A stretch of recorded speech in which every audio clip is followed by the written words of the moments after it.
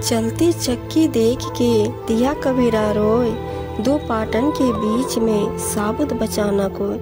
कबीरदास जी कहते हैं जब उन्होंने चलती हुई चक्की को देखा तो वह रोने लगे, क्योंकि वह देखते हैं कि किस प्रकार दो पत्थरों के पहियों के निरंतर आपसी घर्षण के बीच कोई भी गेहूं का दाना या दाल साबुत नहीं रह जाती, वह टूटकर या पिसकर आटे में परिवर्तित हो रहे हैं। कबीरदास जी अपने इस दोहे से कहना चाहते हैं कि जीवन के इस संघर्ष में लोग किस प्रकार अपने जीवन का असली उद्देश्य खोते जा रहे हैं। सभी लोग जीवन की भौतिक वस्तुओं को पाने के लिए मेहनत करते रहते हैं, परंतु अपने जीवन के आध्यात्मिक उद्देश्य को न तो पाना चाहते हैं और न ही उसकी तरफ ध्यान दे पाते हैं, क्योंकि जीवन के अंतिम समय में मनुष्य के केवल उसके आध्यात्मिक कर्म ही उसका साथ देते हैं, न कि कोई भौतिक वस्तुएं।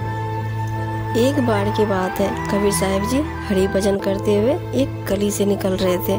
उनके आगे कुछ लड़कियां जा रही थी। उनमें से एक लड़की की शादी कहीं तय हुई होगी, तो उसके ससुराल वालों ने शगुन में एक नथनी भेजी थी। वह लड़की अपनी सहेलियों को बार बार नथनी के बारे में बता रही थी कि नथनी ऐसी है वैसी है, ये खास उन्होंने मेरे लिए भेजी है। बार बार बस नथनी की बात की जा रही है। उनके पीछे चल रहे कबीर जी के कान में सारी बातें पड़ रही थी। तेजी से कदम बढ़ाते हुए कबीर जी उनके पास से निकले और कहा, नथनी देने यार ने तो चिंतन बारंबार, नाक देने करतार ने उनको दिया विसार। सोचो यदि नाक ही नहीं होती तो नथनी पहनती कहाँ। यही जीवन में हम भी करते हैं।